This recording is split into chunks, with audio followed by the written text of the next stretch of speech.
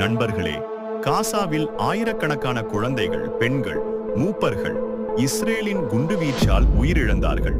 அப்போது உலகம் அமைதியா இருந்தது. ஐநா கூட கண்டமன் பண்ணதில்லை.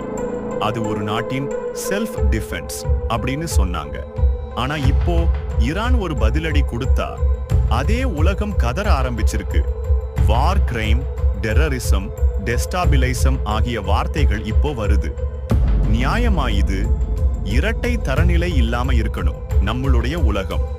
நாம் யாருடைய பக்கம் என்பதற்காக இல்ல, நீதி யாருக்கு இருக்குது என்பதற்காக பேசணும். இஸ்ரேல் ஒரு நாட்டா இருக்கலாம், ஆனா பஸ்தீனும் ஒரு நாட்டு மக்கள் தானே. இப்போ ஈரான் அவங்களோட கூட்டமா எதிர்ப்பு சொல்லுது, உடனே வன்முறைன்னு சொல்றாங்க. அந்த மாதிரி வார்த்தைகள் எங்கே இருந்தது பாலஸ்தீனில் குழந்தைகள் இறந்தபோது? நாம் வன்முறையை ஆதரிக்கலை, ஆனா ஒரே நிலைமை